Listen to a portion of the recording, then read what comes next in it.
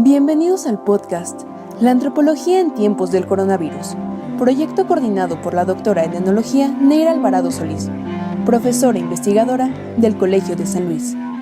En esta tercera emisión, la crisis y poscrisis del confinamiento y la pandemia, ¿qué esperamos? ¿Cuáles son los retos? Adriana Mendoza, maestra en docencia para la educación media superior por la Facultad de Filosofía y Letras de la Universidad Nacional Autónoma de México, y actual profesora en el Colegio de Bachilleres 17 Guayamilpas Pedregal en la Ciudad de México, compartirá con nosotros, desde su experiencia en la implementación de las clases en línea, las dificultades, los retos, las crisis y las enseñanzas de estudiantes y personal docente. Mi nombre es Adriana Mendoza Alvarado, soy profesora hora clase en el Colegio de Bachilleres número 17 Guayamilpas Pedregal en la Ciudad de México. El Bachilleres 17 Guayamilpas Pedregal está ubicado en una zona muy cercana al Estadio Azteca y a colonias como Santa Úrsula y Santo Domingo de Coyoacán. No son zonas muy fáciles de entender, me parece que son zonas muy complejas desde su estructura geográfica y desde su contexto social. Entonces, los estudiantes que asisten a ese bachilleres son estudiantes de Santo Domingo, de Santa Úrsula, de la colonia Ruiz Cortines, de la Jusco, de colonias que han sido marginadas durante bastante tiempo por parte de las autoridades, que se mueve mucho comercio de todo tipo y que los estudiantes también son resultado de este tipo de relaciones. Muchos por la zona también han sufrido asaltos, no es una zona como considerada como muy segura. Entonces, ese es el contexto del colegio. ¿Cuáles han sido los retos que ha enfrentado su actividad durante la crisis del COVID-19? Bueno, el primero fue un ajuste en mi planeación, ya que se cree que nada más como trasladar los mismos contenidos, pero a un sistema virtual, ¿no? Como si fueran clases a distancia. Sin embargo, me parece que el primer reto fue reconfigurar la misma planeación, porque no es lo mismo dar una clase en presencial que dar una clase a distancia, ¿no? Entonces, sí tuve que hacer bastantes ajustes respecto a las actividades, porque la idea no es multiplicar los problemas, ¿no? Sino hacer un ajuste de ellos. Hubo profesores que optaron por dejar trabajos en equipo. Yo no lo hice de esa manera porque justo mis estudiantes expresan que si ya tienen una dificultad conectándose, ahora conectándose entre pares ha sido un reto monumental para ellos. Entonces, la idea de ajustar un programa a que sean actividades mucho más concretas, que en el caso de filosofía ha sido complejo, porque la idea es que ellos puedan desarrollar ciertas habilidades, ¿no? Al menos en la parte oral, ha sido la que más me ha costado. Porque sobrecargarlos con las mismas actividades que todos no me parece como viable, ¿no? Es decir, no puedo dejar videos porque todos los maestros dejan videos. No puedo dejar fotos porque todos dejan fotos. Entonces me parece que como no hay un sentido de comunidad o no hay una sola línea de enseñanza, los estudiantes están muy saturados. Entonces, el primer reto ha sido tratar de ajustar mi planeación. Trato de estar en comunicación con los chicos para ver qué tan saturados están y cómo se encuentran. Otro reto que he enfrentado es la parte de la comunicación. Me parece que los estudiantes, a pesar de que al menos en la Ciudad de México, sí tengo un 70, un 80 que se conectó o más, no son tan capaces de comunicarse con lo que piden. Es decir, puedo notar desde que empezó el curso cómo podía subir una actividad y a los segundos me preguntaban qué vamos a hacer, ¿no? Y entonces ha sido todo un reto explicar que pues hay un procedimiento que tienen que leer y es enseñarlos a leer desde otra manera, ¿no? Desde, pues a lo mejor no es un texto, no es el libro al que están acostumbrados, no es el pizarrón, pero sí requiere de su atención, ¿no? Entonces el reto de la comunicación ha sido fundamental porque hay versiones diferentes de un mismo texto y no es un texto de filosofía, sino un texto de instrucción. Entonces al principio tardé mucho con la parte técnica, ¿no? O sea, no me enfocaba tanto en el contenido de la clase, sino en la parte técnica porque los alumnos no muestran una serie de habilidades digitales que deberían tener. Otro más ha sido la crisis emocional. Los estudiantes, en su mayoría y de forma escalonada, han expresado lo difícil que es estudiar en casa, lo complicado que resulta tener hermanos pequeños, que también los papás están enfocados a ellos, lo complicado de incluso poderse conectar a ciertas horas y en ciertos momentos. Algunos lo usan de pretexto. Ahora ya me quedé sin conexión para no hacer el trabajo. Otros más sí realmente tienen este tipo de dificultades. Entonces me parece que la parte de la crisis emocional, contener ciertas crisis y enfocarlas de otra manera, ha sido un reto interesante y a veces monumental, porque no todos los profesores tenemos como la misma idea de qué hacer en momentos de crisis. Y un reto aún más grande, que me parece que es mucho más estructural, es la condición laboral de muchos de los profesores, porque a todos nos exigen de la misma manera, pero los profesores que, por ejemplo, en este caso son definitivos, pueden darse o no el lujo de decidir no dejar actividades y hay una parte sindical que los va a proteger. En cambio, los profesores que estamos por hora clase, pues tenemos ese reto y esa obligación de cumplir con lo que se nos está pidiendo y además seguimos condicionados a un contrato que va a finalizar en julio. Entonces me parece que pues sigue arrastrando una desigualdad, ¿no? No nada más ha sido en presencial, que lo he vivido, sino también en estos momentos del coronavirus, donde quienes estamos dando el rostro frente al proceso educativo somos los profesores hora clase, en su mayoría.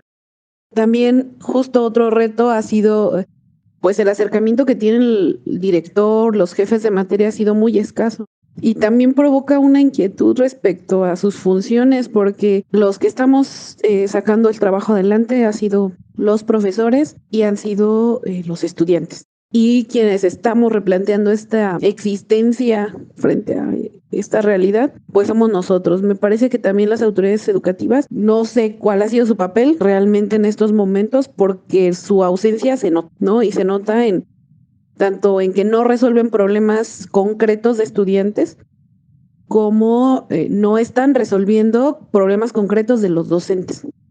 Entonces a mí sí me llama un tanto la atención y que es muy agradable que al menos el coronavirus deja ver de forma tácita quiénes son los que se necesitan en estos momentos y que somos los profesores y que somos los estudiantes. Entonces eso ha sido un gran reto, asimilar estas realidades.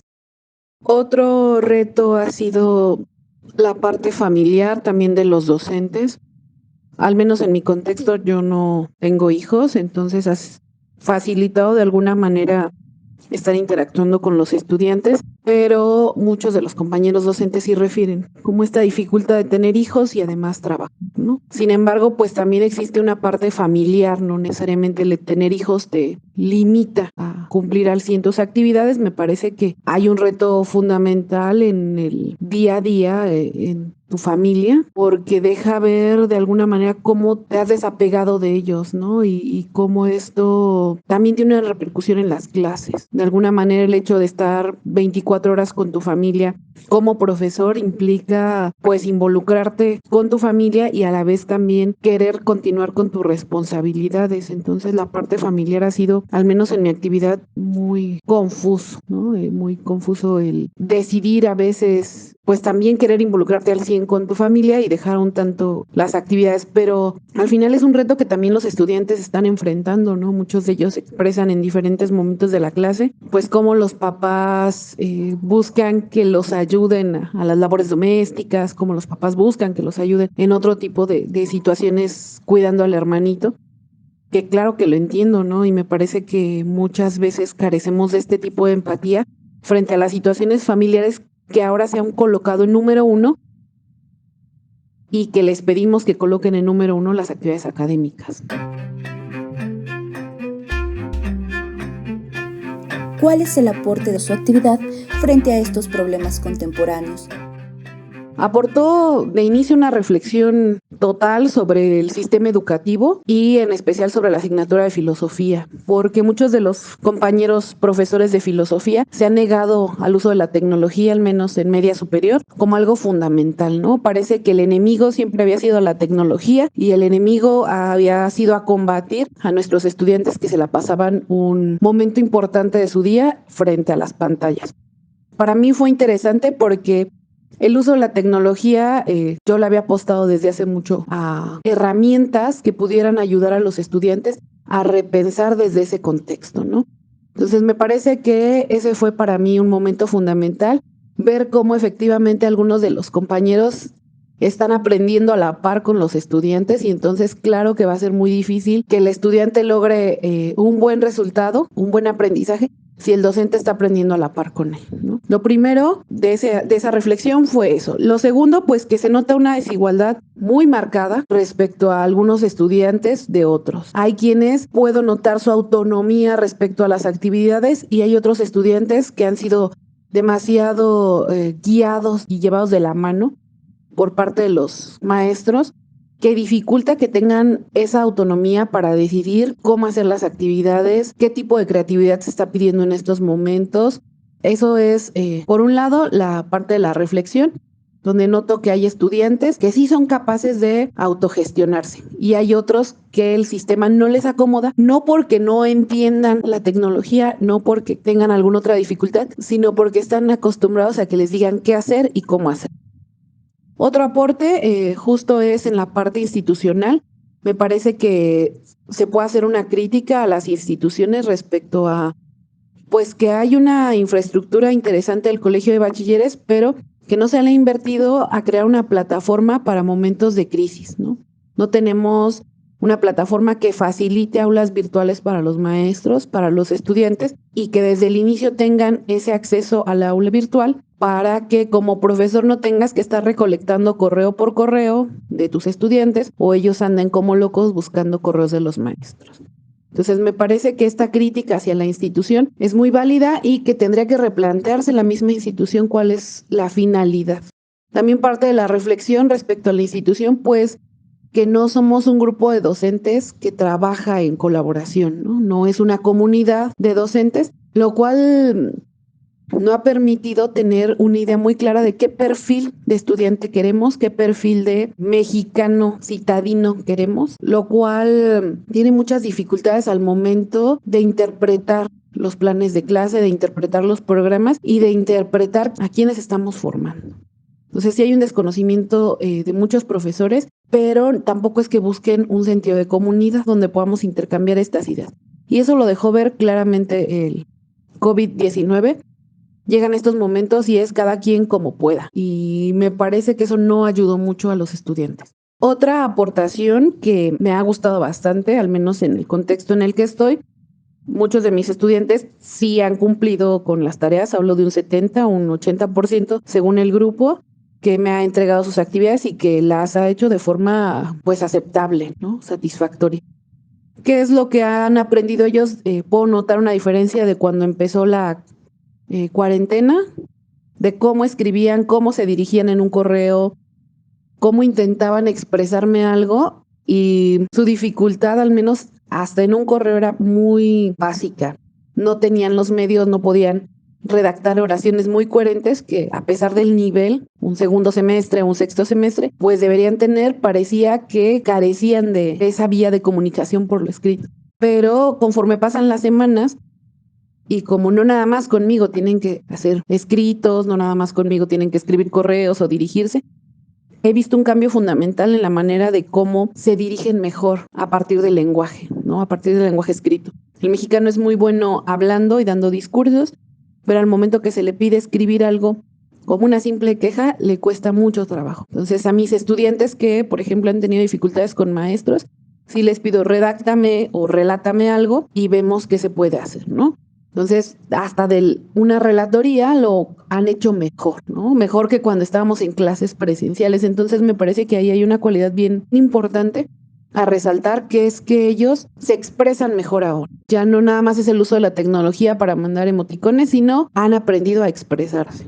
Y uno de los aportes que es enteramente satisfactorio para la materia de filosofía es que este momento ha sido fundamental, totalmente imprescindible para la reflexión y que a ellos les ha volcado el mundo solamente a estarse pensando, ¿no? Pero no pensando nada más de forma angustiosa, como en algunos momentos se ha dado y que me ha tocado contener, sino también pensar quiénes son y en quiénes se convierten en estos momentos y que para la materia ha sido un campo de estudio bien rico.